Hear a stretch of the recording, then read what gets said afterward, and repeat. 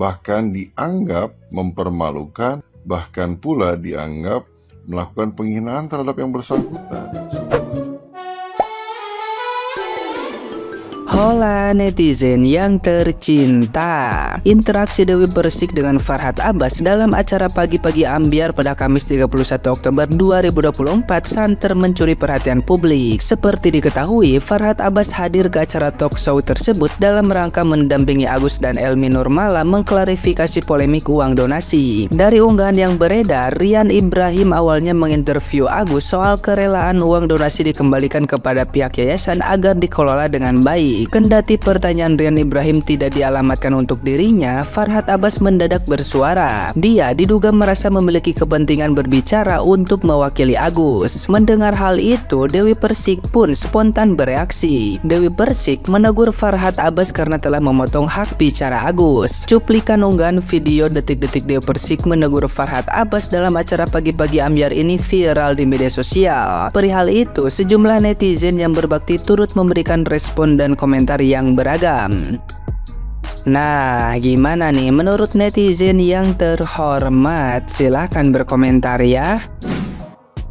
Nih gua simpulin ya, kedatangan si Agus, istrinya, dan Farhad Abbas di Pagi-Pagi Ambyar. Supaya kalian nggak keribetan nyari videonya di mana, nggak buang-buang waktu, nggak buang-buang kuota, dan nggak mual-mual karena yang diceritain ya itu-itu aja. Tadinya gua mau ngerangkumin tentang acara Pagi-Pagi Ambyar ini, tapi malahan mood gua jadi ikutan ambyar juga. Lucunya di sini adalah ketika si Agus tuh bilang konten-konten kreator yang ngebully dia itu malah dikasih gift ya, dikasih hadiah sama Teknovi. Jadi difasilitasi gitu loh. Pertanyaan gua siapa? Siapa yang ngebully terus dikasih gift sama Teknovi itu siapa, Gus? Terus pertanyaan gua yang selanjutnya ya, lu tahu dari mana? Lu kan kagak bisa ini, siapa yang bilang? Terus ya masih sama, mereka tetap mau ngelaporin Teknovi atas tuduhan pencemaran nama baik. Padahal mereka lah yang sebenarnya pencemaran lingkungan ya. Pandarawa kira-kira nggak bisa ngangkut ini nih, nggak bisa. Kalau kata gua di acara ini Agus dan istrinya so sweet ya, karena pakai jaket tuh couple gitu. Tapi menurut pandangan gua nih, di sini kan Agus sudah terlanjur sakit dan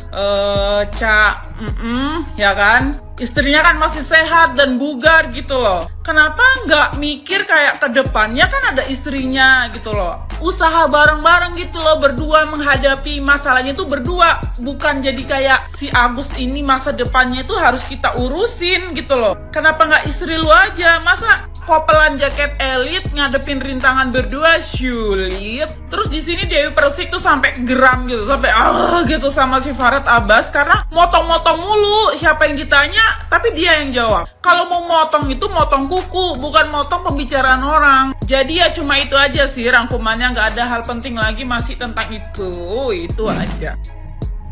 Gue lagi mikirin aja kayak Bang Farhad Abbas di beberapa video TikTok yang lagi seriuran banget sekarang. Yang si Agus ini kan mau ketemu sama Densu sama Teknovi segala macem. Terus Bang Farhad ini, beliau ini tidak ikut menemani gitu, tapi katanya ngedoain dari jauh. Terus dia mau lawan lah gitu. Dan ada juga kan di VT-nya RD Lau nih, kalau seandainya Bang Farhad ini ngomong ibaratnya kayak menyampaikan isi kepala dia gitu. Kalau yang gue lihat dari gestur dan mukanya ya, ini kalau saya salah ya mohon maaf ya Bang, namanya asumsi ya kan.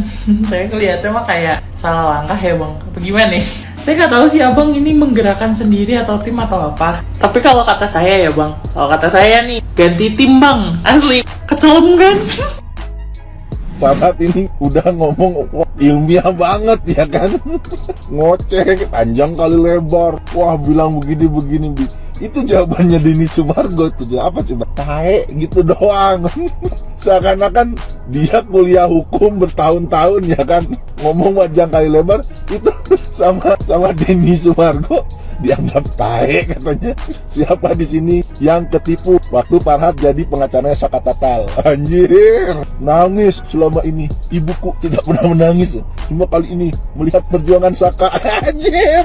Wah, jadi inget waktu itu air matanya air mata buaya anjir. Lah kembali ke setelan pabrik. Aduh, parah. Emang kocak nih Barat ini. Mbak Dewi kalau mau berkomentar, berkomentar saja Mbak Dewi. Tidak apa-apa kok, tidak perlu takut. Tidak ada larangan untuk berkomentar kok. Waktu dan tempat dipersilahkan. Benar sekali Mbak Dewi, seharusnya seperti itu. Apa yang disampaikan Mbak Dewi tepat sekali. Namun sayangnya, kenyataan berbanding terbalik. Bukannya berterima kasih, malah melakukan sebaliknya. Sayang sekali bukan? Sayangnya itu sudah terjadi. Ya, sudah terlanjur terjadi Mbak Dewi. Bukan hanya digigit, malah ditambahi dengan dicakar, dicabik-cabik. Sudah tak berbentuk. Jadi sudah duplikasi yang luar biasa, bahkan kejadian yang luar biasa. Nah tuh, Mbak Dewi aja paham bahwa pada dasarnya Mbak Novi banyak memberikan bantuan, baik langsung ataupun tidak langsung. Namun sayangnya apa yang dilakukan Mbak Novi malah disalahartikan, malah disimpulkan lain, malah kali ini dianggap melakukan penghinaan dan lain sebagainya kepada yang bersangkutan Mbak Dewi. Sungguh di luar akal Nurul kan?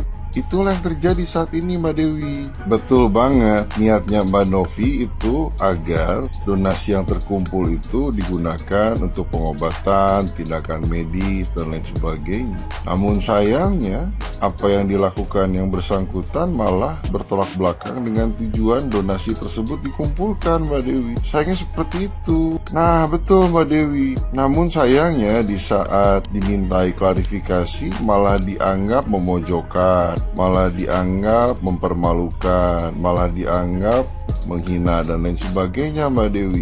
Makin salah kaprah bukan? Sungguh lucu. Rasanya memang orang seperti itu tipe yang memang seharusnya dibiarkan, bukan dibantu memang. Ya kalau tidak salah memang RSCM Mbak Dewi kalau tidak salah ya. Namun itu pun mendapatkan respon dari salah satu dokter yang tidak sependapat, bahkan merasa tidak nyaman dengan apa yang disampaikan oleh yang bersangkutan Mbak Dewi. Intinya pernyataan dari yang bersangkutan disanggah oleh seorang dokter. Ya betul Mbak Dewi, pada dasarnya setiap dokter ataupun rumah sakit hanya bisa menyarankan kepada calon pasien atau pasien untuk menggunakan BPJS. Itu pun dengan catatan apabila tindakan medis, pengobatan, obat-obatan yang memang di-cover oleh BPJS, itu pun dengan sebab akibat yang memang bisa di-cover oleh BPJS. Namun apabila tidak bisa di-cover oleh BPJS, pasti akan disarankan menggunakan jalur umum, bukan BPJS. Bener banget Mbak Dewi, apabila memiliki dana yang cukup, maka gunakanlah jalur pribadi atau jalur umum atau jalur mandiri. Mengapa harus memaksakan menggunakan BPJS? Padahal sudah jelas-jelas apa yang dialami oleh yang bersangkutan tidak tercover oleh BPJS. Maka lucu saja bila memaksakan atau tetap memaksakan menggunakan BPJS. Sedangkan dana untuk pengobatan yang bersangkutan saja memiliki dana yang lebih dari cukup rasanya. Buat aku pribadi sih bukan miris, bukan pula memprihatinkan Mbak Dewi. Lebih tepatnya memalukan. Mengapa memalukan? Dikarenakan apa yang disampaikan jauh dari kenyataan. Bahkan lebih tepatnya bisa dianggap manipulatif. Itulah adanya Mbak Dewi. Nah, Mbak Dewi saja mengakui bahwa apa yang dilakukan oleh Mbak Novi itu sangat mulia karena banyak membantu orang tanpa diminta dan tanpa pamrih, bahkan seharusnya diapresiasi. Namun sayangnya apa yang dilakukan oleh Mbak Novi sama sekali tidak diapresiasi oleh yang bersangkutan, bahkan dianggap mempermalukan, bahkan pula dianggap melakukan penghinaan terhadap yang bersangkutan. Sungguh lucu bukan Mbak Dewi? Ya kurang lebih 1,5 sampai 1,7 M lah kurang lebih Mbak Dewi. Namun sayangnya dari pihak yang bersangkutan tidak ada transparansi. Dimintai klarifikasi saja, seolah-olah diinterogasi. Bahkan patut diduga ada beberapa rupiah yang digunakan di luar peruntukannya Mbak Dewi. Apakah karena itu ya mereka tidak mau transparan dalam menjelaskan? Apakah jangan-jangan Mbak Dewi? Ya benar banget Mbak Dewi, harus menggunakan kata patut diduga karena harus menggunakan asas praduga tak bersalah. Ih Mbak Dewi pintar deh, keren. Ya kurang lebih seperti itu Mbak Dewi, seperti apa yang Mbak Dewi jelaskan. Mempergunakan dana dari open donasi untuk keperluan pribadi. Ya itulah yang terjadi kurang lebihnya Mbak Dewi. Sangat disayangkan bukan, yang seharusnya digunakan untuk pengobatan, medis dan lain sebagainya malah dianggap hak milik pribadi hingga dibagi-bagi layaknya hak waris, bahkan pula dipergunakan untuk hal-hal yang remeh-temeh, bahkan receh, Mbak Dewi. Tapi itulah yang terjadi. Sungguh unik bukan, Mbak Dewi? Unik sekali. Thank you loh Mbak Dewi sudah berkomentar. Alright? Ulala.